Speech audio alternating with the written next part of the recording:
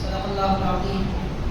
وقال الله تعالى في شأن حبيبه إن الله وملائكته يصلون على النبي يا أيها الذين آمنوا صلوا عليه وسلموا تسليما. اللهم صل على سيدنا محمد وعلى آله وصحبه أفضل صلواتك وعدد معلوماتك وبارك وسلم. السلام علیکم ورحمۃ اللہ وبرکاتہ. ماہ رمضان المبارک کی 29ویں شب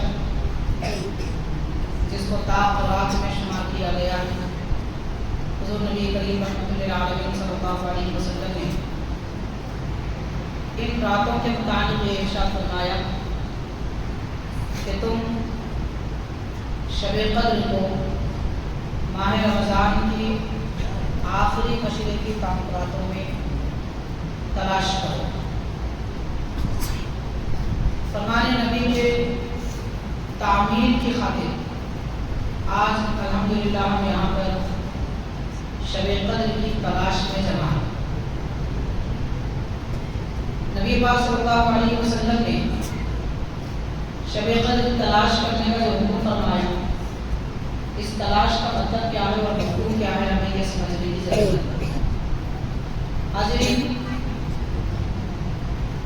طاق راتوں میں شب قدر تلاش کرنے کا معنی یہ ہے کہ اللہ تعالیٰ کی عبادت کی جائے، نمازوں کی کثرت کی جائے، شب بیداری، تلاوت قرآن، کثرت درود اور ہر وہ نیک عمل کیا جائے جس سے خود اپنی ذات اور اپنی قوم کو فائدہ ہوگا.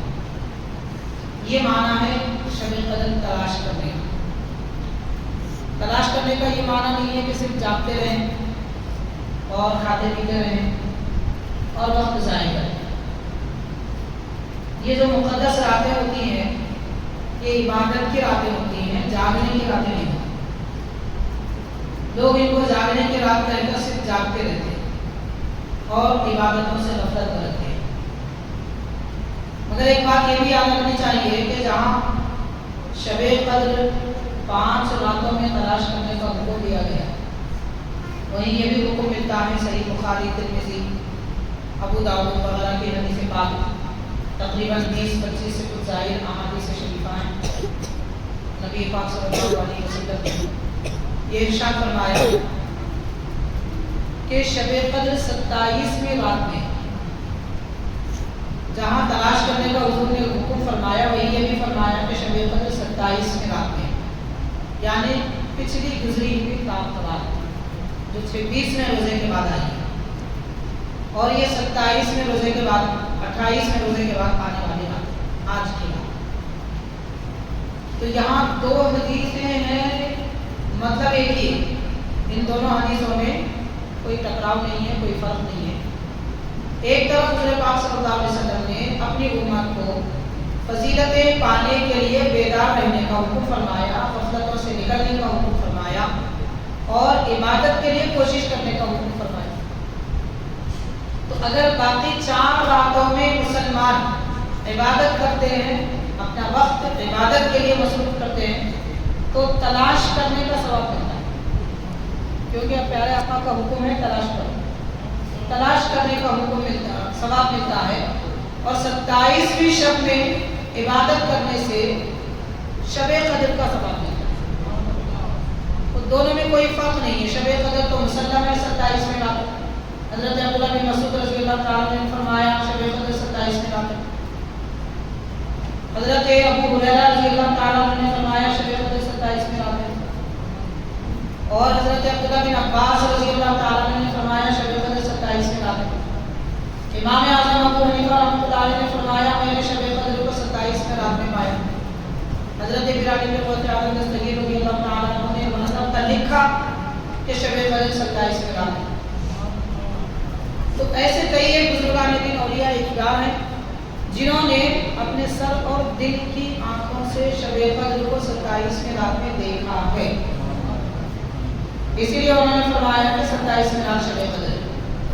لیکن باقی راتوں میں پیارے آقا صلی اللہ علیہ وسلم نے تلاش کرنے یعنی عبادت کرنے کا حکم فرمایا. اسی لیے طاق راتوں میں عبادت کی جائے اور تلاش کرنے کا ثواب پائیں اور شب قدر یعنی 27ویں رات میں عبادت کر کے شب قدر کا ثواب پائیں۔ پہلا ناظرین اکرام، حکم نبوی کی تعمیر میں ہم یہاں پر جمع ہوئے ہیں۔ اللہ تعالیٰ کا ہمیں شکر ادا کرنا چاہیے کہ پروردگار نے ماہ رمضان المبارک ہماری زندگی میں دوبارہ عطا فرمائے۔ پچھلے سال کے عید ہمارے ساتھ تھے، وہ دنیا سے چلے گئے، وہ دنیا سے گئے ہیں اس اعتبار سے ہم سے اچھے ہیں، ہم سے پہلے دنیا سے جانے والے اس اعتبار سے ہم سے اچھے ہیں کہ وہ دنیا سے گئے۔ کیوں؟ اس لیے کہ حاضرین، انسان جب تک زندہ رہتا ہے عبادتیں کم، نیکیاں کم، گناہ زیادہ کرتا ہے۔ دانستہ نادانستہ، جانتے بوجھتے انجانے میں بہت ساری خطائیں غلطیاں ہو جاتی ہیں۔ جو لوگ دنیا سے جلدی چلے جاتے ہیں وہ دنیا کی ساری مصیبتوں سے نجات پا جاتے ہیں، ہر گناہ سے بچ جاتے ہیں۔ تو اب فیصلہ ہمیں کر لینا چاہیے کہ گناہوں سے بچنے والے اچھے ہیں یا پھر گناہ میں پڑنے والے اچھے ہیں۔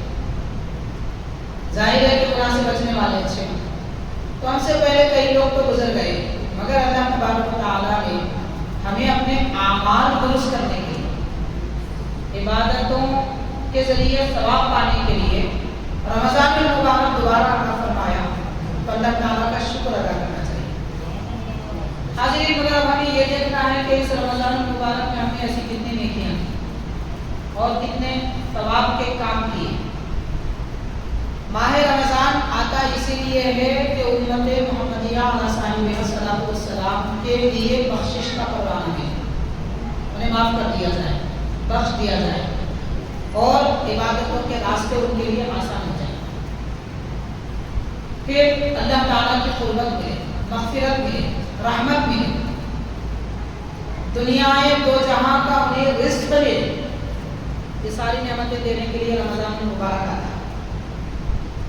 قرآن مجید میں اللہ تبارک و تعالیٰ نے روزوں کی فضیلت کا ذکر کرتے ہوئے خاص طور پر ارشاد فرمایا لعلکم تتقون، یعنی اللہ تعالیٰ نے تم پر روزے فرض کیے جیسا کہ تم سے پہلے والے لوگوں پر بھی فرض کیے گئے تھے۔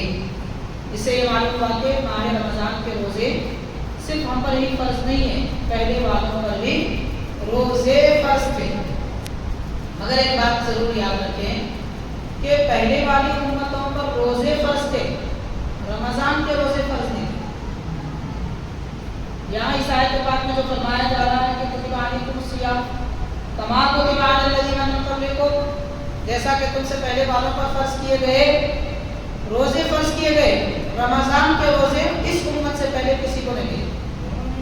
رمضان ایک ایسا مہینہ ہے کہ اللہ تعالیٰ نے نبی پاک صلی اللہ علیہ وسلم کے تصدق میں صرف اس امت کو عطا فرمایا۔ اسی لیے حاضرین، رمضان کے روزوں کی فرضیت سے پہلے، رمضان کے روزے فرض ہونے سے پہلے اس امت پر بھی عاشورے کا روزہ فرض تھا۔ 10ویں محرم کا روزہ اس امت پر اس وقت بھی فرض تھا جبکہ ابھی رمضان کے روزے فرض نہیں ہوئے تھے۔ جب اللہ تعالیٰ نے رمضان عطا فرمایا پھر اس کے روزے فرض فرمائے تو عاشورے کا روزہ سنت مؤکدہ ہو گیا، اس کی فرضیت ختم ہو گئی۔ حاضرین، ماہ رمضان کے روزے رکھنے کا فائدہ کیا ہے؟ قرآن مجید کہتا ہے تاکہ تم پرہیزگار بن جاؤ۔ پتہ ہے چلا کہ رمضان ہمیں نیک بنانے کے لیے آتا ہے، پرہیزگار بنانے کے لیے آتا ہے، متقی بنانے کے لیے آتا ہے، دیندار بنانے کے لیے آتا ہے۔ تو جو رمضان ہمیں پرہیزگار بنانے کے لیے آیا ہے، یہ پرہیزگاری حاصل کہاں سے ہوتی ہے؟ کیا یہ پرہیزگاری کاروبار سے ملتی ہے، بازار سے ملتی ہے، زیادہ سونے سے ملتی ہے یا زیادہ کھانے سے ملتی ہے؟ پرہیزگاری ملتی کہاں سے؟ قرآن پاک کہتا ہے بھوکے رہنے سے۔ سبحان اللہ، سبحان اللہ، بھوکے رہنے سے پرہیزگاری ملتی ہے۔ سبحان اللہ۔ تو بھوک دراصل آدمی کی پرہیزگاری کی جڑ ہے۔ جیسے درختوں کی جڑ ہوتی ہے تو درخت بڑے ہوتے ہیں، شاخیں پھٹتی ہیں، پھول نکلتے ہیں اور پھل لگتے ہیں۔ درخت کی جڑ اگر کٹ جائے یا جڑ بے جان ہو جائے تو پھر درخت بھی مر جاتا ہے، بے جان ہو جاتا ہے۔ ایسے ہی اگر مومن بھوکا نہ رہے بلکہ ہمیشہ کھاتا پیتا رہے تو مومن کا دل بھی بے جان ہو جاتا ہے، اس کا ایمان بھی بے جان ہو جاتا ہے۔ تو ایمان میں جان کے لیے، جسم میں جان کے لیے بھوکے رہنا ضروری ہے۔ اسی لیے اللہ تبارک و تعالیٰ نے رمضان کے روزے فرض فرمائے۔ بھوک کیا چیز ہے اور بھوک سے فائدہ کیا ہوتا ہے، اس کے متعلق چند باتیں میں آپ کو گوشہ گزار کروں گا۔ اگرچہ کہ ماہ رمضان کے اختتام کی طرف ہم آ چکے ہیں، ہو سکتا ہے کہ یہ آخری رات ہو، ممکن ہے کہ کل چاند نظر آ جائے تو یہ آخری رات ہو، لیکن ایک دن تو ہمارے پاس باقی ہے۔ کم از کم ہم بھوک کا مزہ تو لے سکیں۔ لوگ بھوک سے ڈرتے، پریشان ہوتے ہیں، پیاس سے پریشان ہو جاتے ہیں، جبکہ بھوک اور پیاس ایک لذت ہے، جیسے شربت کا مزہ ہوتا ہے، کھانے کی لذت ہوتی ہے، ٹھنڈے پانی کی لذت ہوتی ہے، بھوک کا بھی مزہ بڑا نرالا ہوتا ہے۔ پیاس کا لطف تو کیا کہیں، ماشاءاللہ، بس اسے محسوس کرنے کی ضرورت ہے۔ چونکہ ہم وہ چیز محسوس کرنے کے عادی نہیں ہیں، عادت نہیں ہے، اس وجہ سے ہمیں پریشانی ہوتی ہے۔ میں چند باتیں آپ کو سناؤں گا، آپ کو سمجھ میں بھی آ جائے گا۔ ہو سکتا ہے میری باتیں آپ کے سمجھ میں نہیں آ رہی ہوگی، کیا ہے مل صاحب عجیب سی باتیں کر رہے ہیں، بھوک سے مزہ آتا ہے، دیکھیں پیاس سے کیسا مزہ آتا، پیاسے رہے تو کیسا لطف آتا، سوچ رہے ہوں گے آپ۔ میں دو تین باتیں آپ کو سناؤں گا، آپ کو سمجھ میں آ جائے گا۔ حاجی حضرت سیدی بندہ نواز یوسف دراز مدد پرواز رحمۃ اللہ علیہ سلسلے چشتیہ کے عظیم بزرگ ہیں، ماشاءاللہ ملک دکن کے شہنشاہ، ولایت کے تاجدار، بڑے بڑے اولیاء کرام جہاں سے فیض پاتے ہیں وہ بزرگ اپنی کتاب شرح رسالہ قشیریہ میں تحریر فرماتے ہیں۔ ارشاد فرماتے ہیں کہ بھوکا رہنے سے آدمی کی جسمانی قوت بھی بڑھتی ہے، روح کی تازگی، روح کی قوت تو بڑھتی ہے، لیکن جسم کی قوت بھی بھوکے رہنے سے بڑھتی ہے۔ حضرت یہ فرماتے ہیں، اس کے بعد دو مثالیں دیتے ہیں۔ آپ فرماتے ہیں کہ پچھلے زمانے میں ایک بزرگ تھے، وہ بہت ہی کم کھاتے تھے اور اکثر نہیں کھاتے تھے۔ ان کی عادت تھی کہ بہت کم کھاتے تھے اور اکثر نہیں کھاتے تھے۔ جس دن تھوڑا کھا لیتے، جس دن تھوڑا کھا لیتے اس دن ایک آدمی کا وزن اٹھا سکتے، اور جس دن نہیں کھاتے 10 لوگوں کا وزن خود اٹھا لیتے تھے۔ یہ کون فرمانا ہے؟ حضرت بندہ نواز رحمۃ اللہ۔ تو اس سے یہ پتا چلتا ہے کہ بھوک کی وجہ سے جسم کی قوت بڑھتی ہے، روح کی قوت تو بڑھتی ہے، لیکن بھوک کی وجہ سے جسم کی قوت بھی بڑھتی ہے۔ ابھی بھی آپ کو یقین اگر نہیں آتا ہے تو حدیث پاک سن لیجیے۔ نبی پاک صلی اللہ علیہ وسلم نے ارشاد فرمایا، صوموا تصیحوا، اے لوگوں روزے رکھو صحت مند رہو گے، روزے رکھو صحت مند رہو گے، یعنی روزے سے آدمی بیمار نہیں ہوتا، صحت مند ہوتا ہے۔ سبحان اللہ، یہ اللہ کے حبیب صلی اللہ علیہ وسلم فرما رہے ہیں۔ اب آپ غور کیجئے کہ بیماری کا علاج بھی روزہ ہے۔ سرکار تو یہی فرما رہے ہیں کہ روزہ رکھو صحت مند رہو گے، یعنی بیماری کا علاج بھی روزہ ہے۔ بیماری کی دوا تو ہے اپنی جگہ، لیکن بیماری کا علاج روزے سے بھی کیا جا سکتا ہے۔ اور اگر یقین آپ کو پیدا کرنا ہے تو وہ حدیث بھی سن لیجیے۔ نبی پاک صلی اللہ علیہ وسلم نے بیمار کے حق میں فرمایا، جو آدمی بیمار ہے اس کے بارے میں سرکار نے فرمایا کہ بیمار کو کھانے پینے کے لیے زبردستی مت کرو۔ جو آدمی بیمار ہے، جیسے عام طور پر ہوتا ہے، بیمار کو لوگ زبردستی کھلاتے ہیں، زبردستی پلاتے ہیں، وہ نہیں کرتا ہے مگر لوگ زبردستی کرتے ہیں۔ سرکار کو عالم صلی اللہ علیہ وسلم فرما رہے ہیں، بیمار کو زبردستی مت کرو کھانے پینے کے لیے، شوق ہے تو کھانے دیجیے ورنہ کوئی بات نہیں۔ کیوں؟ نبی پاک صلی اللہ علیہ وسلم نے فرمایا اس لیے کہ اسے اللہ تعالیٰ کھلاتا ہے، کھلاتا ہے۔ مطلب یہ ہوا واضح طور پر کہ بیماری کا علاج کم کھانے میں اور نہ کھانے میں، اسی لیے تو سرکار کو بیمار کو زبردستی کھانے کے لیے کہ مت کرو۔ تو ایسے ہی روزے کے حق میں بھی سرکار نے فرمایا रखो गे तो सेहतमंद हो जाओगे। तो हाज़रीन, अल्लाह ताला ने हमें रोज़ों की तौफीक अता फरमाई। माशाअल्लाह 28 रोज़े मुकम्मल हो चुके हैं, 29 भी हो सकते हैं। अल्लाह ताला ने हमें हयात अता फरमाए। तो हाज़रीन, इन रोज़ों के ज़रिए कभी आपने को ये नहीं सोचना चाहिए कि मैं बीमार हो गया। होता है आमतौर पर रमज़ान के बाद एक दूसरे से नए लोगों से मुलाकात होती है तो बोलते हैं अरे दुबले हो गए आप लोग, रोज़े रखे शायद। तो दुबले हुए ज़रूर हैं लेकिन सेहतमंद हुए। सेहतमंद हुए, दुबला होना कमजोरी की अलामत नहीं है, सेहतमंदी की अलामत है।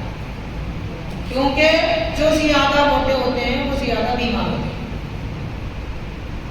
बास मोटे ताजे हज़रात माशाअल्लाह सेहतमंद होते हैं, अल्लाह उनको सेहत से रखे, कोई वो बात नहीं है। लेकिन उमूमन ऐसा होता है इसलिए कि मोटापा ज़्यादा चिकनाहट की वजह से होता है और रोज़ा चिकनाहट को पिघला देता है, चिकनाहट को पिघला देता है, इसीलिए सेहतमंद होते हैं। हाज़रीन इकराम, दूसरी बात हज़रत सईदी बकर नवाज़ रहमतुल्लाह अलैह से पूछा गया। हज़रत फरमाते हैं कि एक बुजुर्ग से पूछा गया, अपनी किताब में फरमाते हैं रिसाला कुशैरिया में कि हज़रत से पूछा गया, हज़रत आप उस आदमी के बारे में क्या फरमाते हैं जो दिन में एक बार खाता है, दिन में जो एक मरतबा खाता है उसके बारे में आप क्या फरमाते हैं? तो बुजुर्ग इरशाद फरमाते हैं कि जो दिन में सिर्फ एक मरतबा खाता है वो सिद्दीकों में है। सुभान अल्लाह, सुभान यानी अल्लाह। अंबिया किराम के बाद मोमिनीन में सबसे ऊंचा मकाम अगर किसी का है तो सिद्दीक होता है। सुभान अल्लाह। तो जो एक मरतबा खाता है वो सिद्दीकों में।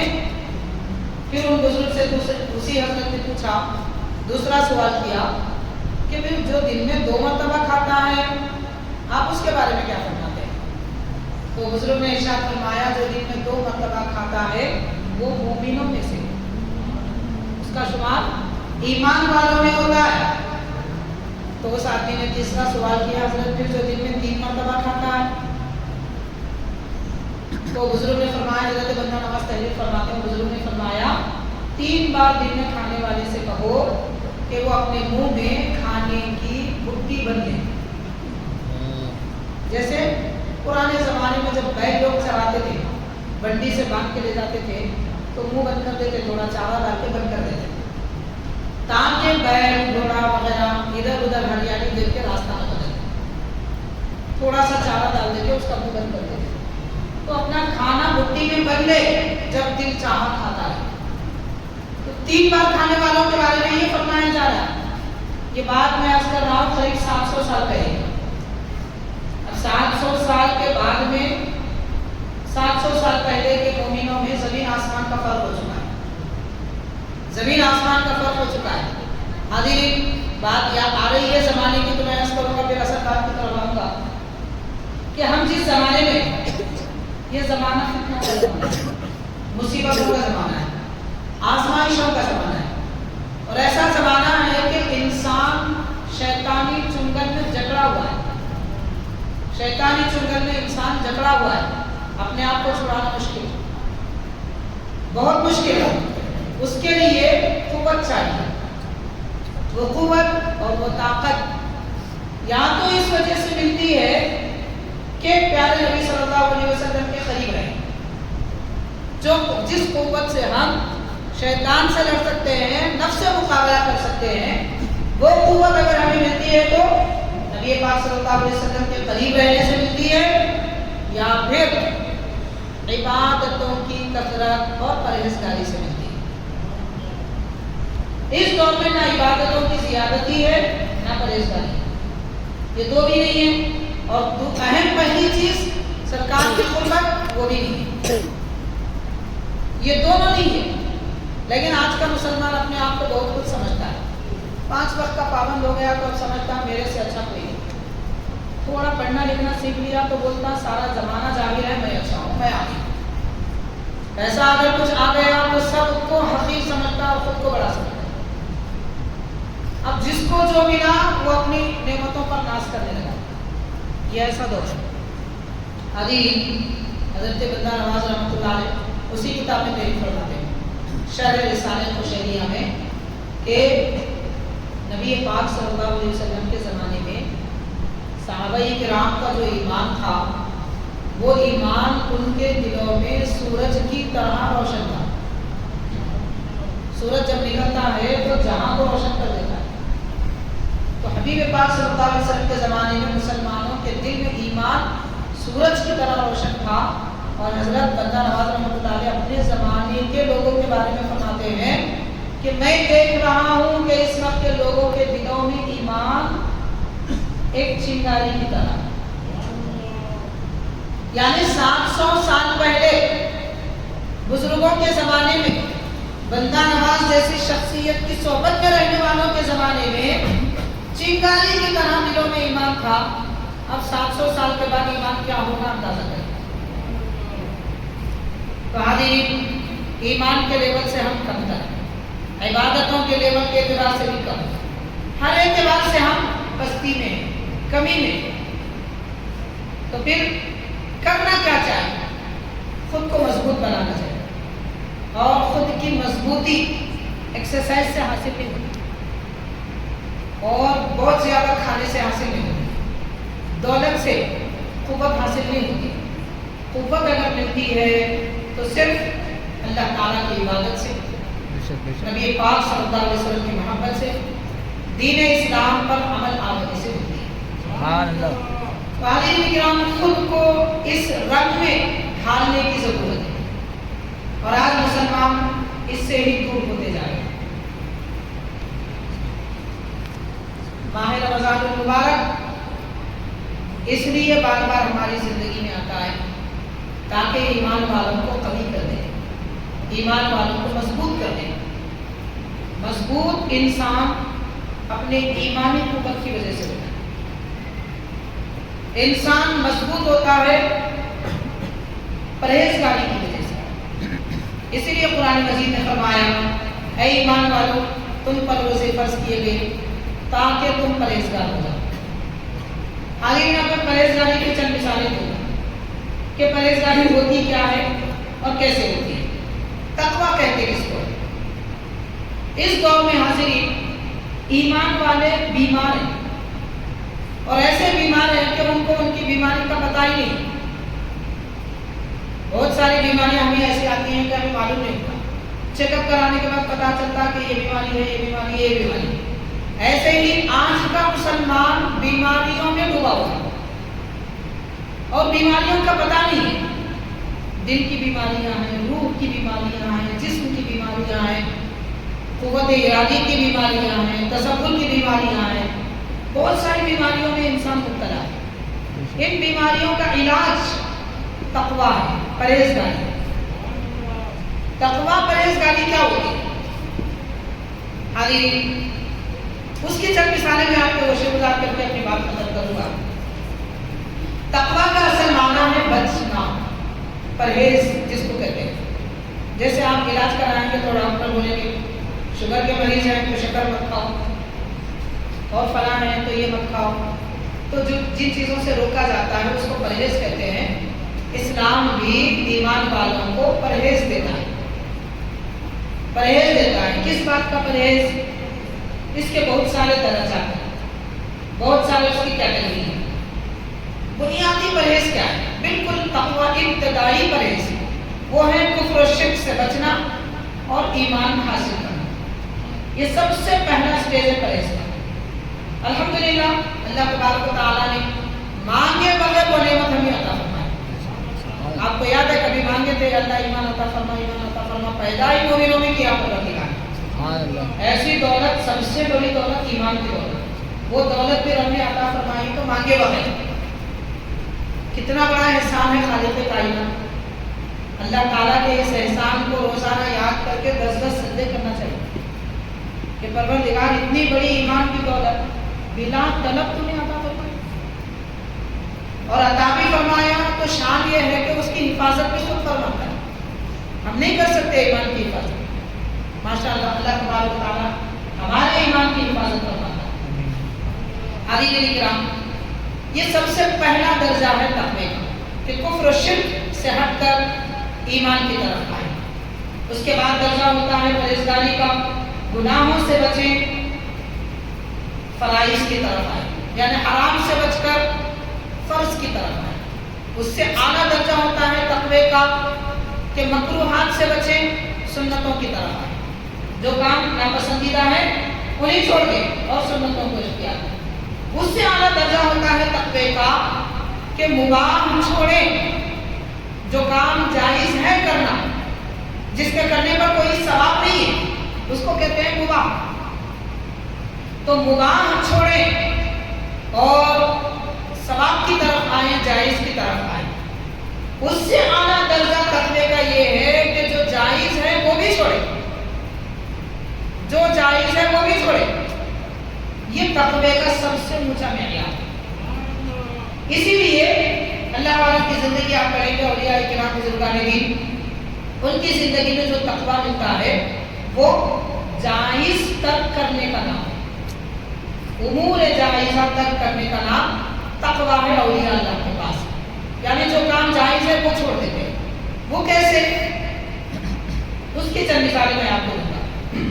حاضرین کرام، حضور نبی کریم صلی اللہ علیہ وسلم کی سیرت پاک اور پیارے آقا کی مبارک زندگی سے اگر ہم جائیں، حبیب پاک علیہ السلام، نبی پاک صلی اللہ علیہ وسلم تناول فرماتے. جامع ترمذی کی حدیث ہے، حضرت ام المؤمنین عائشہ صدیقہ رضی اللہ عنہا فرماتی ہیں سرکار کے سامنے جب دستر لایا جاتا، کھانا چھنا جاتا، تو سرکار کے دستر میں ایک سے بڑھ کر کوئی سالن نہیں ہوتا. کبھی حضور پاک صلی اللہ علیہ وسلم نے ایک سے بڑھ کر سالن اختیار نہیں فرمایا. جو سالن پیش ہوتا ایک ہی ہوتا. دوسرا، روٹی ایسی ہوتی کہ بے چھنے آٹے کی ہوتی. آج ہم آٹا چھانتے ہیں، پھر دوبارہ چھانتے ہیں، پھر دوبارہ چھانتے ہیں، اتنا باریک بناتے ہیں کہ بہترین نرم روٹی بنتی ہے. اور پیارے آقا صلی اللہ علیہ وسلم بے چھنے آٹے کی روٹی تناول فرماتے. کبھی چھنے آٹے کی روٹی حضور نے تناول نہیں فرمایا. ایک سے بڑھ کر سالن حضور نے ایک وقت میں استعمال نہیں فرمایا. اب باقی چکھنے کی چیزیں جسے عربی میں قوامق کہتے ہیں، اچار ہو، پاپڑ ہو، فلاں ہو، اس قسم کی چیزوں کو سرکار نے اختیار ہی نہیں فرمایا. چکھنے کے لیے حضور نے کبھی ارادہ ہی نہیں فرمایا. یہ ہے پرہیزگاری، تقویٰ. یہ سب سے اعلیٰ تقویٰ ہے، سب سے اونچا تقویٰ ہے. اور یہ بھی صرف کھانے پینے کی اشیاء میں. باقی پہننا، بولنا، اوقات کی پابندی وغیرہ ہر ایک میں ایک تقویٰ ہوتا ہے. مثال کے طور پر حاضرین ایک مثال دے کر میں عرض کرنا چاہوں گا کہ سحری کا انتہائی وقت مثال کے طور پر 4:30 بجے یا 4:25 کو، تو 4 بجنے سے 4 بجے یا 4:10 تک سحری ختم کر دینا، اس کے بعد نہیں کھانا. یہ جائز تقویٰ ہے، تقوی کی اعلیٰ معیار ہے. اور سحرن بجنے تک کھاتے رہنا یہ کوئی تقویٰ نہیں ہے، یہ صرف جائز ہے. مومن متقی ہوتا ہے، سحری میں بھی تقویٰ، افطار میں بھی تقویٰ، کھانے میں بھی تقویٰ. ہر عمل میں اگر پرہیزگاری اختیار کرے تو روزے کا فائدہ ہوتا ہے. اللہ تعالیٰ نے روزہ فرض اسی لیے کیا ہے کہ مومن متقی ہو جائے، پرہیزگار ہو جائے. حاضرین کرام، اب باقی اولیاء کرام بزرگان دین کی زندگی میں جو تقوی کی صورتیں ہیں، چند مثالیں میں آپ کو دوشہ گزار کروں گا. حضرت ابراہیم بن ادھم رحمۃ اللہ بڑے پائے کے بزرگ، آپ کی سیرت میں لکھا جاتا ہے کہ آپ بادشاہ وقت تھے اور آپ نے سلطنت کو ٹھوکر ماری. جنگل کی راہ میں 14 سال پیدل سفر کرتے ہوئے کعبے کی زیارت کے لیے پہنچے. حضرت ابراہیم بن ادھم رحمۃ اللہ 14 سال کعبے تک پہنچنے کے لیے آپ کو 14 سال کیوں لگے؟ لکھا جاتا ہے کہ ہر قدم پر 2 رکعت نماز پڑھ کے آگے اٹھے. اب آج ہے کوئی ایسا حج کرنے والا یا ایسا عمرہ کرنے والا، یہ بھی ایک تقویٰ ہے. ہم تو ماشاءاللہ ایئر کنڈیشن پلین میں جاتے ہیں، ایئر کنڈیشن ہوٹلوں میں رہتے ہیں. منع نہیں ہے، ناجائز نہیں ہے، بالکل کر سکتے ہیں، لیکن تقویٰ کچھ اور ہے. حاضرین، تقوی کا فائدہ کیا ہوتا ہے؟ تقوی کا سب سے بڑا فائدہ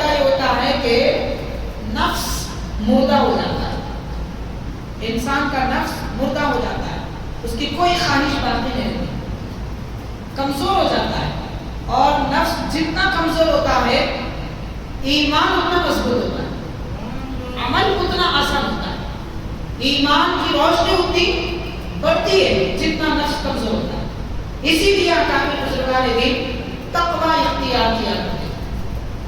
حضرت ابراہیم علیہ السلام رحمۃ اللہ علیہ کے متعلق یہ دلیل فرمایا جاتا ہے آپ کی سیرت پاک میں کہ ایک مرتبہ آپ نے کھجوریں خریدی، چند کھجوریں خریدی، اور جب تول کر ڈالا جا رہا تھا، آپ کی تھیلی وغیرہ میں ڈالا جا رہا تھا، تو ایک کھجور نیچے گر گئی. آپ نے وہ نیچے کی کھجور اٹھا کر اپنی تھیلی میں ڈالی اور گھر آئے. نماز عشاء کے بعد عبادت میں مصروف ہوئے. آدھی رات گزر گئی مگر عبادت میں کوئی مزہ نہیں آ رہا، کوئی لطف نہیں آ رہا.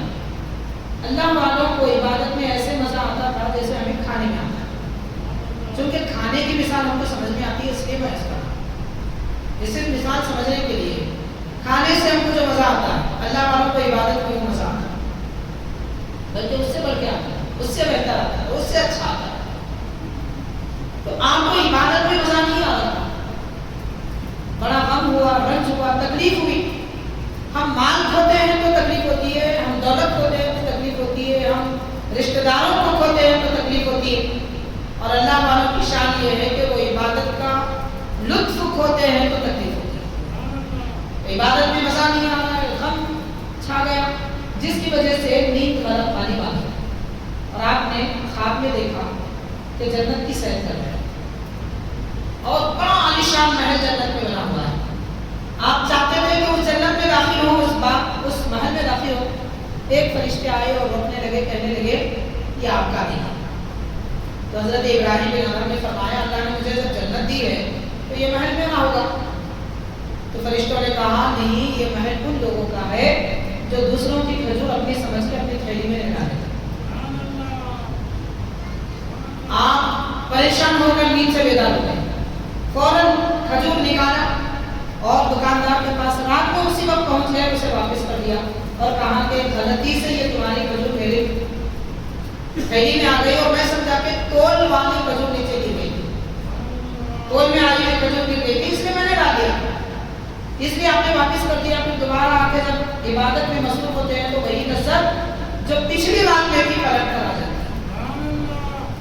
تو حاضرین غور کریں کہ کھجور آپ کھائے نہیں تھے، کھا لیتے تو شاید عبادت کا مزہ اٹھا لیا جاتا، بلکہ آپ نے صرف اپنی سمجھ کر ڈال دیا تھا، جس کی وجہ سے عبادتوں کی لذت بھی ختم ہو گئی. آپ کی اس زندگی کے واقعے سے سبق ہم کو دیا جا رہا ہے. وہ تو پاک ہستی ہیں، ان کے بارے میں کیا کہنا، لیکن اللہ تبارک و تعالیٰ اپنے پیاروں کے ذریعے غفلت میں پڑے رہنے والوں کو سبق دینا چاہتا ہے. اس سے یہ سبق ہم کو ملتا ہے کہ جو حرام لقمہ کھائے، مشتبہ لقمہ کھائے، مکروہ لباس پہنے، ایسے شخص کو عبادت کی لذت نہیں ملے گی. عبادت کی لذت نہیں ملے گی. وہ ایسا نہیں ہے جیسا کہ بخار زدہ آدمی، بہترین بریانی کیوں نہ اس کے سامنے رکھی جائے، جس آدمی کو بخار آیا ہوا ہے وہ بریانی بھی اسے اچھی نہیں لگے گی، بلکہ اس کی خوشبو سے بھی نفرت ہوگی. آج ہم مسلمانوں کا حال ایسا ہے، نہ ہم عبادت کی طرف آنا چاہتے ہیں، نہ مسجد میں دل لگانا چاہتے ہیں، نہ قرآن کی تلاوت میں مصروف رہنا چاہتے ہیں، اور نہ ہی ہمیں عبادتوں میں لطف آتا ہے اور نہ ہی عبادتوں میں مزہ آتا ہے.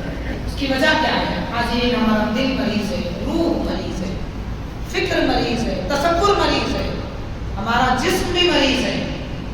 تو پہلے اس مرض کا علاج کرنے کی ضرورت ہے، اور مرض کا علاج روزہ کرتا ہے. روزے کے ذریعے تقویٰ ملتا ہے، روزے کے ذریعے پرہیزگاری ملتی ہے، روزے کے ذریعے صحت ملتی ہے. پیارے آقا صلی اللہ علیہ وسلم نے فرمایا صوموا تصحوا، کہ لوگوں روزہ رکھو صحت مند ہو جاؤ گے. جسمانی صحت ملے گی، روحانی صحت ملے گی، دماغی صحت ملے گی، فکر کی صحت ملے گی، عقل کی صحت ملے گی، ہر اعتبار سے صحت ملے گی. تو صحت اگر پانا ہے روزہ رکھے. آج کل اکثر لوگ یہ سمجھتے ہیں کہ بھئی ہم بیمار ہیں اس لیے روزہ نہیں رکھتے، کام زیادہ رہتا ہے اس لیے روزہ نہیں رکھتے. روزہ نہ رکھنے والا بیمار ہے، روزہ رکھنے والا صحت مند، اور بیمار بھی اگر روزہ رکھے تو اسے صحت ملتی ہے۔ حاضرین کرام، بہرحال ماہ رمضان ہمیں تقویٰ سکھانے کے لیے آتا ہے، اور اس تقوی کی اگر بات کی جائے، آدمی جب متقی بن جاتا ہے، پرہیزگار بن جاتا ہے، تو کیا کیا نعمتیں اس کو ملتی ہیں۔ آج ہم متقی نہیں ہیں، اس لیے ہمارے پاس کوئی نعمت نہیں۔ غور کیجئے کہ ہمارے اکابر، بڑے بڑے اکابر بزرگان دین، صالحین، صوفیاء، اولیاء اللہ، کیسی زندگی انہوں نے پاک گزاری تھی۔ وہ کبھی کسی بادشاہ کے محتاج نہیں ہوئے، وہ کبھی کسی مالدار کے سامنے اپنا دامن نہیں پھیلایا، انہوں نے کبھی اپنے آپ کو جسمانی طور پر بھی کمزور نہیں سمجھا، اور نہ ہی انہیں کسی سے مقابلہ آرائی کے لیے ہتھیار کی ضرورت پڑی، بالکل نہیں ہوا۔ اس کے اب یہ ایک جملے پر میں ایک بات آپ سے ایک واقعہ بیان کر سکتا ہوں، لیکن وقت ہمارے پاس اتنا طویل نہیں ہے، میں سمجھنے کے لیے ایک بات عرض کروں گا۔ حاضرین، یہ ساری قوتیں ان بزرگوں کو ملی کیوں؟ اس وجہ سے ملی کہ وہ متقی ہیں، وہ پرہیزگار تھے۔ آج ہمارے پاس نہ لباس کا تقویٰ، ہمارا لباس یہودیوں کے جیسا، فکر عیسائیوں کے جیسا، کھانے پینے کا انداز، شادی وغیرہ کرنے کا انداز غنود کے جیسا۔ آخر ہمارا کون سا عمل پیارے نبی کے جیسا ہے بتائیں؟ کوئی ایک عمل تو ایسا ہونا چاہیے جو پیارے آقا کے جیسا۔ حبیب پاک رحمۃ للعالمین صلی اللہ علیہ وسلم نے ہمیں ہماری زندگی کے ہر قدم پر رہنمائی عطا فرمائی، صبح جاگنے سے لے کے رات میں سونے تک ہر قدم پر رہنمائی ہے پیارے آقا کی، ہر قدم پر سنت ہے ہمارے سامنے، ہم نے سب چھوڑ دیا۔ اسی لیے علامہ اقبال نے ایک زمانہ پہلے کہہ دیا تھا، وضع میں تم ہو نصارہ تو تمدن میں غنود، یہ وہ مسلمان ہیں جنہیں دیکھ کے شرمائے یہود۔ یہودی وہ قوم ہے سارا جہاں جسے ذلیل سمجھتا ہے، اور واقعتاً اللہ تعالیٰ نے ان پر ذلت ڈال دی ہے، قرآن مجید میں آتا ہے غلبت علیہم الذلۃ والمسکنہ۔ یہودی قوم پر اللہ تعالیٰ نے تنگ دستی اور ذلت مقدر کر دی ہے، ان کے چہرے پہ مہر لگا دیا کہ یہ ہمیشہ تنگ دست رہیں گے اور ہمیشہ ذلت کریں گے۔ لیکن آج کل یہ دیکھا جاتا ہے کہ دنیا میں سب سے بڑے مالدار یہودی، اس کے باوجود وہ تنگ دست ہے۔ اس لیے تنگ دست ہے کہ واقعی جو لذتیں اور واقعی جو نعمتیں اللہ تعالیٰ کی ہیں وہ انہیں نصیب نہیں ہے۔ ان کی زندگی میں ہر چیز آرٹیفیشل، قدرتی، فطری، حقیقی کوئی چیز ان کی زندگی میں نہیں ہے، تو اس اعتبار سے وہ تنگ دست ہے اور سب سے ذلیل قوم ہے۔ مسلمان سب سے عزت دار قوم ہے۔ قرآن مجید کہتا ہے، اللہ تبارک و تعالیٰ نے فرمایا وَلِلَّهِ الْعِزَّةُ وَلِرَسُولِهِ وَلِلْمُؤْمِنِينَ، غلبہ، عزت، شان، شوکت اللہ کے لیے، اللہ کے نبی کے لیے ہے، اور اللہ و رسول پر ایمان لانے والوں کے لیے۔ تو غور کیجئے کہ سب سے عزت دار قوم، سب سے ذلت والی قوم کی پیروی کر رہی ہے، تو ظاہر ہے کہ وہ ذلیل بنے گی۔ تو حاضرین، یہ ساری برائیوں سے اگر ہمیں نکلنا ہے، تقوی اختیار کرنا ہے، اور تقوی کا آسان راستہ روزہ، آسان راستہ تقوی کا روزہ۔ اس لیے اللہ تعالیٰ نے فرمایا تم پر روزے تم پر فرض کیے گئے کیونکہ تم پرہیزگار بن جائیں گے، متقی بن جاؤ گے۔ تو اس تقوی کا فائدہ کیا ہوتا ہے؟ وہ فائدہ ایک دو دن کے سارے میں آپ کو جو کہا دیے، یہی بزرگ حضرت ابراہیم بن ادہم رحمۃ اللہ۔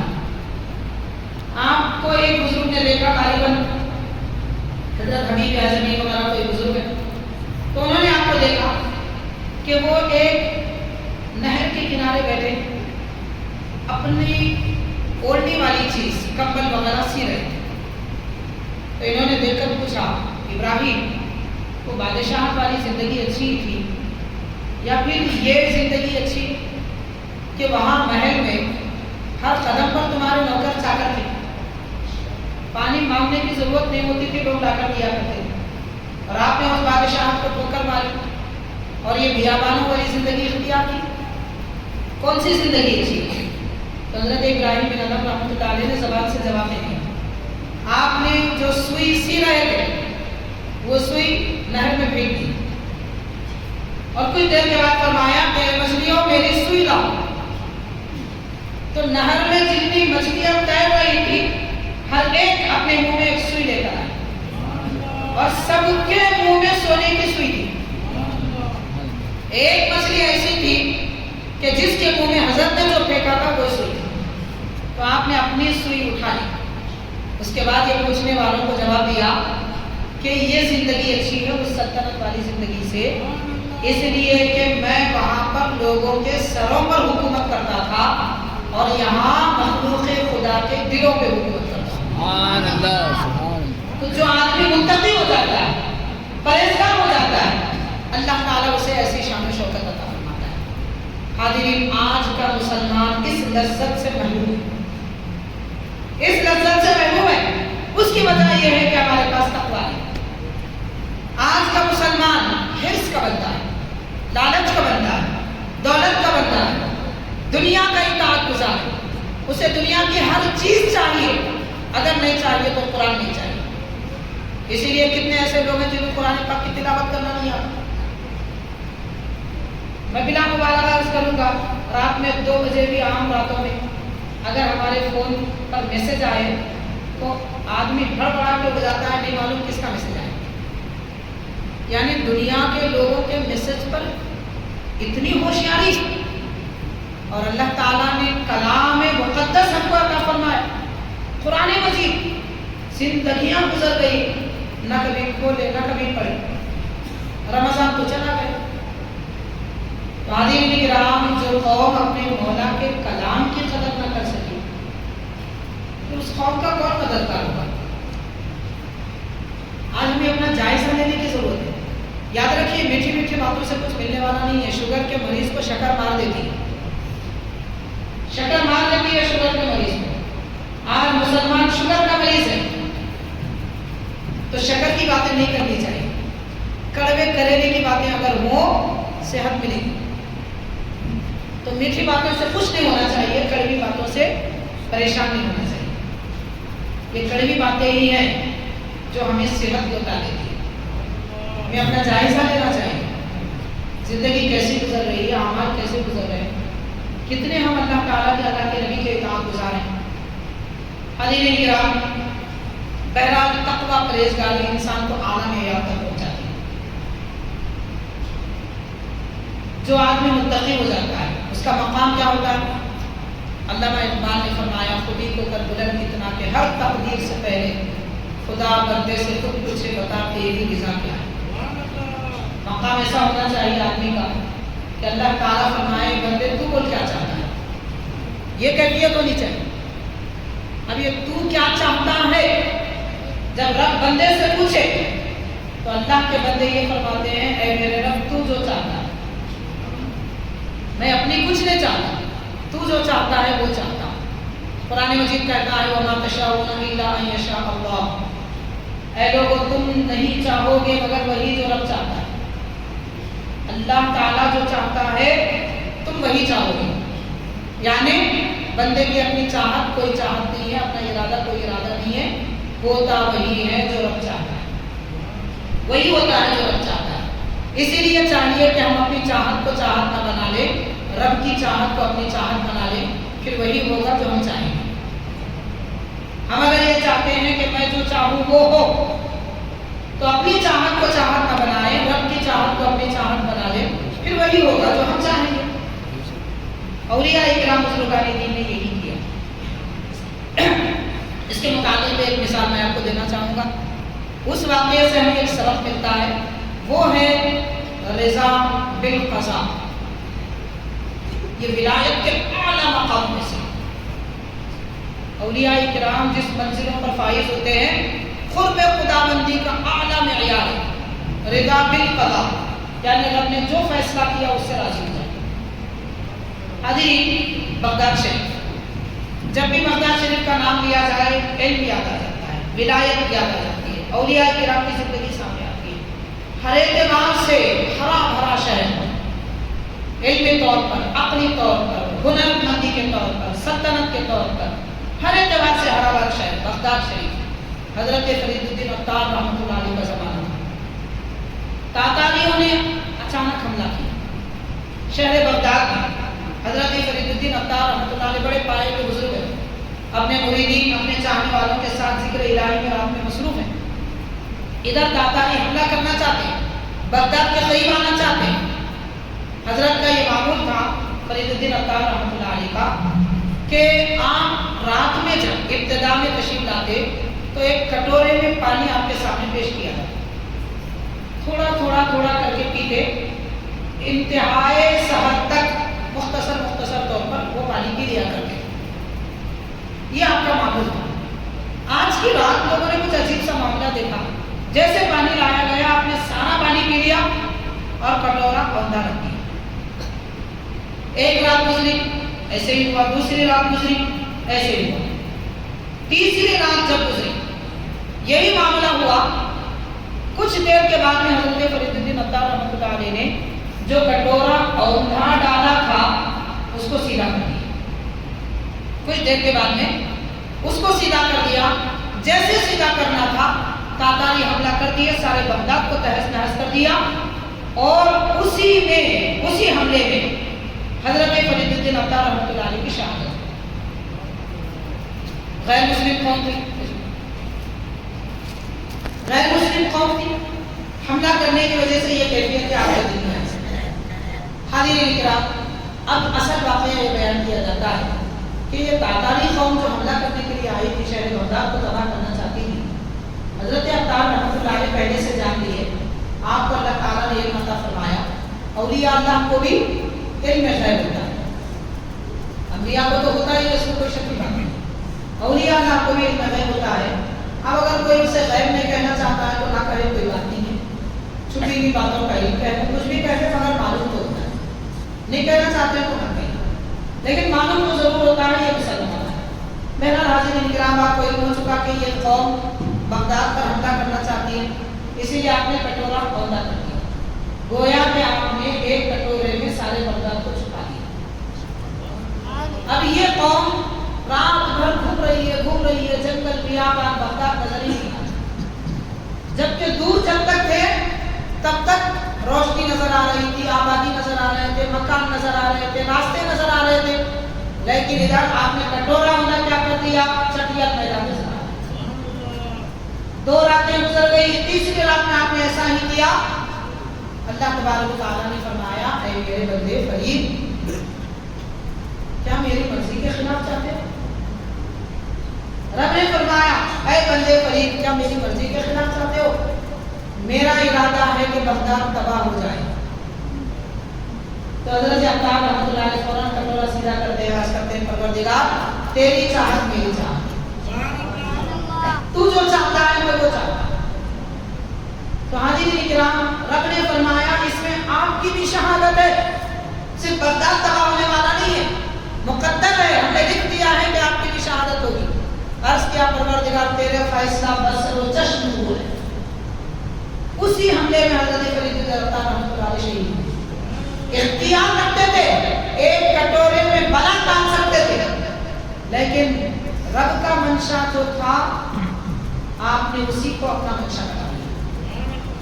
वमा तशाऊना इल्ला अन यशा अल्लाह। हाज़िरीन, ये कैफियत मोमिन बंदे की होनी चाहिए। ईमान इसको कहते हैं। आज कहाँ है हमारे पास ऐसी कैफियत? हम छोटी सी बात पर लड़ लेते हैं, किसी ने बात नहीं किया उससे 3 दिन तक बात, कोई सलाम नहीं किया हम जवाब भी नहीं देंगे, फलां ने दावत नहीं दी हमें 1 साल तक नहीं दी, उसने गाली दी हम मारेंगे। ये कैफियत है हम मुसलमान। और इधर हाल ये है, हाज़िरीन, एक शायर ने कहा है, हर हाल में राजी हूँ जो चाहो करो आप, हर हाल में राजी हूँ जो चाहो करो आप, रहमत भी तुम्हारी है, आसी भी तुम्हारा। ये कैफियत उन बुजुर्गों की हुआ करती थी, जो फैसला रब फरमाता उसे कबूल कर लेते। हाज़िरीन किराम, एक आखिरी बात अर्ज़ करके मैं अपनी गुफ्तगू से मेल दूंगा। हज़रत सय्यदी मुहद्दिस हज़रत अब्दुल्लाह शाह नक्शबंदी रहमतुल्लाह अलैह अपनी किताब में तहरीर फरमाते हैं कि देखिए रिज़ा बिल क़ज़ा क्या होगी, अल्लाह ताला के फैसले पर राज़ी रहना। ये ईमान की बड़ी दौलत है, आला मेयार, हमें उसको समझने की जरूरत है। हाज़िरीन, एक बुजुर्ग थे, उनके बहुत سارے متقین اور مریدین، بہت سارے شاگرد تھے۔ ایک مرتبہ ایسا ہوا کہ کسی آدمی نے ان کی زمین پر دعویٰ کیا کہ یہ میری زمین ہے۔ ان کا گھر تھا، زمین تھی یا کھیت تھا، دعویٰ کیا کہ وہ میری زمین ہے۔ بات بڑھتی گئی اور فیصلے کے لیے عدالت تک چلے گئے۔ تو آخر میں بات یہ ہوئی کہ فیصلہ اسی آدمی کے حق میں ہوا جو جھوٹا دعوے دار تھا، اور یہ اللہ والے ہیں، بزرگ ہیں، یہ سچ فرما رہے تھے، ان کے پاس کاغذات تھے، ثبوت تھے، گواہ تھے۔ سب کچھ ہونے کے باوجود بھی جھوٹے گواہوں کی وجہ سے فیصلہ اس آدمی کے حق میں ہوا اور زمین اس کے حوالے کر دی گئی۔ جیسے یہ فیصلہ ہوا، ان بزرگ نے اپنے شاگردوں سے، مریدوں سے فرمایا چلو آج کی رات ہم استغفار کی محفل منعقد کرتے ہیں، رات بھر استغفر اللہ پڑھیں۔ آئے سب بیٹھے ایک مقام پر اور استغفر اللہ کہنے میں مصروف ہو گئے۔ تو بعد میں آپ کے شاگردوں نے، مریدوں نے عرض کیا کہ حضرت زمین آپ کی تھی، جھوٹا ہوا یہ تھا اور فیصلہ اس کے حق میں غلط ہوا، آپ سچے ہیں، آپ نے غلطی کیا کی ہے جو توبہ کر رہے ہیں، استغفار کر رہے ہیں؟ استغفار تو غلطی پر کیا جاتا ہے، آپ نے کون سی غلطی کی جس کی وجہ سے آپ توبہ کر رہے ہیں اور یہ استغفار کی محفل منعقد کی ہے؟ تو بزرگ فرماتے ہیں کہ اللہ تعالیٰ میری زمین اس آدمی کو دینا چاہتا ہے، اسی لیے عدالت میں فیصلہ اس کے حق میں ہوا، فیصلہ عدالت میں اس کے حق میں ہوا، اسی لیے ہوا کہ میری زمین اسے دی جائے، اور اب تک میں فیصلہ خداوندی کے خلاف لڑ رہا ہوں۔ اگر مجھے پہلے سے معلوم ہوتا کہ اللہ تعالیٰ اسے دینا چاہتا ہے تو میں کبھی مقدمہ نہیں کرتا، زمین اسے دے دیتا۔ اس غلطی کی وجہ سے میں توبہ کرتا ہوں۔ تو توبہ کا معیار بھی دیکھیے بزرگوں کا کیسا ہوتا ہے، وہ غلطی پر توبہ نہیں کرتے بلکہ کوئی ان کا حق مانتا ہے تو استغفار کرتے، ان کا مال چھینا جاتا ہے تو استغفار کرتے۔ تو ایمان اگر اس شان سے زندگی گزارے، مومن اگر اس طرح کی زندگی گزارے تو ماشاءاللہ پھر اللہ تعالیٰ وہ نعمتیں جو سابقہ بزرگوں کو دی تھی اور دنیا کی وہ سلطنتیں جو پہلے بادشاہوں کو ملی تھی، ہمیں طلب کرنے کی ضرورت نہیں ہے، مانگنے کی ضرورت نہیں ہے، کوشش کی ضرورت نہیں ہے۔ حاضرین، زندگی کا معیار اگر اونچا بنائے، اسلام کے مطابق، حبیب پاک صلی اللہ علیہ وسلم کے طریقے کے مطابق اگر بنائے تو یقیناً اللہ تعالیٰ ہمیں وہ شان و شوکت عطا فرمائے گا جو پچھلے زمانے میں مسلمان کی۔ بہرحال ہر اعتبار سے مسلمان کے اندر چینج لانے کی ضرورت ہے۔ کاروبار میں آج مسلمان کاروبار کرتا ہے، طریقہ یہودی ہوتا ہے، کاروبار میں طریقہ اختیار کریں سرکار کو سننا، یہ دیکھیے کتنی ترقی کریں۔ حضرت ایک بات میں اکثر عرض کرتا ہوں کہ مسلمانوں نے دنیا کو سب کچھ دیا لیکن ان کی عمریں ختم ہو گئی، دنیا نے انہیں کچھ نہیں دیا۔ آزما کر دیکھ لیجیے، 8-8 10-10 گھنٹے مسلمان کام کرتا ہے، کیا ملتا ہے؟ وہی لکیر کے فقیر جو پہلے تھے اب بھی، کوئی ترقی نہیں۔ اگر ترقی ہوتی بھی ہے دنیاوی اعتبار سے، اگر ترقی ہوتی بھی ہے تو ماشاءاللہ شادیوں میں اتنا لٹا دیتے ہیں کہ پھر وہی فقیر بن جاتے ہیں جو پہلے تھے۔ حاضرین، یاد رکھنا چاہیے کہ اس دور میں نوجوان اگر شادی کرنا چاہتا ہے اپنے ماں باپ کے ارادے کے مطابق، ان کی خواہش کے مطابق، 5,000 روپے میں شادی ہو جاتی ہے، باقی کسی اور چیز کی ضرورت ہی نہیں۔ بیوی کو مہر دے دیجیے 3,500 روپے، کم از کم 10 درہم کے مطابق، اور باقی 1,500 بچے ہوئے ہیں، اس میں چھوٹی سی دعوت کر لیجیے، چائے نوشی، شربت نوشی کر لیجیے، ہو گئی شادی۔ اس سے زیادہ کی ضرورت ہی نہیں ہے۔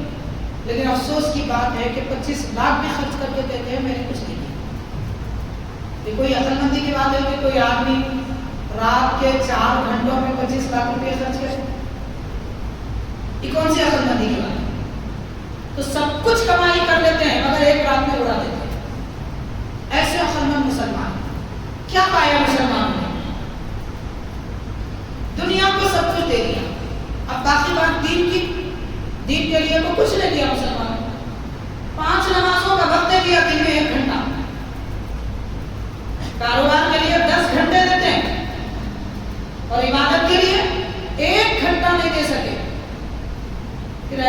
مسلمان کیا ترقی کرے گا؟ وہی مثال جو اکثر دی جاتی ہے کہ دھوبی کا کتا نہ گھر کا نہ گھر کا. آج ہم ایسے ہی نہ دین کے نہ دنیا نہ ادھر ہے نہ ادھر، یہاں بھی ذلیل ہے وہاں بھی ذلیل ہے.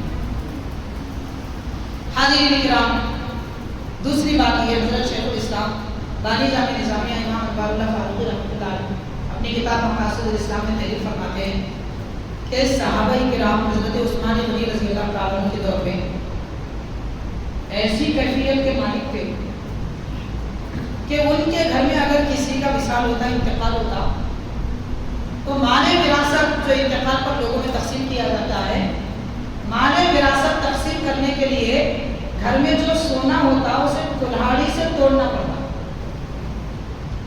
کلہاڑی سے توڑنا پڑتا. 60 سال محنت کرنے والے مسلمان سے آج پوچھئے آپ کے گھر میں کتنے تولے سونا ہے؟ اور وہ صحابہ کرام اتنا سونا ہوتا کہ کلہاڑی سے توڑنا پڑتا. پھر وہ کاروبار کتنا کرتے؟ اگر ان کی سیرت کا جائزہ لیں تو میں بلا مبالغہ عرض کر رہا ہوں، نماز اشراق کے بعد صحابہ کرام کاروبار کے لیے نکلتے اور نماز زوال کے وقت یعنی ظہر کے وقت مسجد کی طرف آ جاتے، اس کے بعد پھر بازار نہیں جاتے. صرف اگر کوئی کام ادھورا رہتا تو اسے پورا کرنے کے لیے تھوڑی دیر کے لیے جاتے، بس اتنا ہے. اس کے بعد ان کا وقت مسجد میں گزرتا. خاص طور پر اکثر صحابہ کرام نماز عصر کے لیے مسجد میں آتے، نماز عشاء کے بعد گھر جاتے. باقی ان کا پورا وقت عصر سے لے کے عشاء تک مسجد میں گزرتا. دوپہر کا وقت قیلولہ میں گزرتا تھوڑی دیر، 1 گھنٹہ اس سے کچھ زیادہ بس. کاروبار 4 گھنٹے یا 3.5 گھنٹے کرتے. 3.5-4 گھنٹے کرنے والے کاروبار صحابہ کرام گھر میں سونا اتنا ہوتا کہ کلہاڑی سے توڑنا پڑتا. اور 10 گھنٹے کام کرنے والا مسلمان جب موت کے گھاٹ اتر رہا ہے تو ایک تھوڑا سونا اپنا نہیں. پھر وہ بھی تو کاروبار کرتے تھے، ہم بھی کاروبار کر رہے ہیں.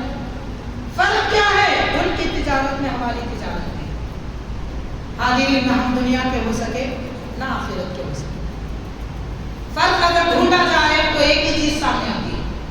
صحابہ کرام ان اصول پر، طریقے پر تجارت کرتے تھے جو پیارے نبی صلی اللہ علیہ وسلم نے بتایا، اور ہم وہ طریقے پہ تجارت کرتے ہیں جو یہودیوں نے بتایا. بس اتنا ہی فرق ہے ہمارے اور ان کی تجارت میں. ہم تجارت کا انداز غلط ہے.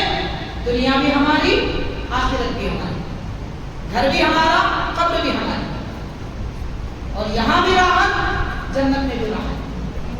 بہنوں حاضرین کرام، ساری باتوں کا خلاصہ بس اتنا عرض کرنا ہے، مسلمان کامیاب اسی وقت تک ہے جب تک کہ وہ دین پر قائم ہے. دین سے جیسے ہٹا وہ دنیا سے بھی ہٹ گیا، آخرت سے بھی ہٹ گیا. اسی لیے دین کو تھامے رہیے. قرآن مجید، احادیث شریفہ، بزرگوں کی زندگیاں، ان کے طور طریقے، ان کے عبادت کے طریقے ہمیشہ ہمارے سامنے یہ رہنا چاہیے، اور اسی کے مطابق عمل کریں گے تو کامیاب ہوں. ماہ رمضان المبارک ہمیں ایکٹیو بناتا ہے، ہوشیار بناتا ہے، سمجھدار بناتا ہے. فوجیوں جیسی زندگی ماشاءاللہ مسلمانوں کی رمضان میں گزرتی ہے.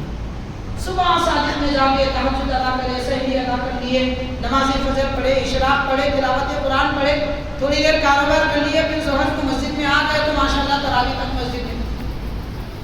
ایسی زندگی سال بھر ہونی چاہیے. رمضان یہ سکھا کر جاتا ہے. تو آج کی رات میں ہمیں یہ سبق لینا چاہیے کہ کل ایک دن تو باقی ہے، کم از کم 2 دن تو ہم پورے طور پر اللہ تعالیٰ کے لیے، دین کے لیے وقت کریں. اور تبھی جا کر ہمارے آقا رحمۃ اللہ صلی اللہ علیہ وسلم ہم سے راضی ہیں اور حبیب پاک کا ہم پر یقیناً کرم اور رحمت. بہرحال حاضرین کرام، ان مختصر باتوں کے ساتھ اللہ کے دربار میں دعا ہو کہ پروردگار ہم نے جو کہا سنا عمل کی توفیق ہمیں عطا فرما. نبی پاک رحمۃ اللہ صلی اللہ علیہ وسلم کا پیروکار بنا. سرکار دو عالم صلی اللہ علیہ وسلم کی محبت، اطاعت کا جذبہ ہمیں عطا فرما. دیندار بنا، دین پر استقامت عطا فرما. رب العالمین دوبارہ ہماری زندگی میں رمضان عطا فرما. اے اللہ پاک پروردگار، ہمیں ان گنہگار بندوں میں شامل فرما لے جن کی ہر رات بخشش کرنے کا تو نے اعلان فرمایا. اور آج کی مقدس رات کے صدقے میں مولا، جس میں تو پروردگار رمضان میں ہر رات میں 1 لاکھ لوگوں کو بخشتا ہے، اور آج کی رات اتنی تعداد میں یعنی 30-29 لاکھ لوگوں کی بخشش فرماتا ہے۔ پروردگار ہم گناہگاروں کو بھی ہم گناہگاروں میں شامل فرمائے اور ہماری بخشش کا قربان عطا فرما۔ صلی اللہ تعالی وسلم علی خیر خلقہ سیدنا محمد وعلی آلہ وصحبہ اجمعین والحمد للہ۔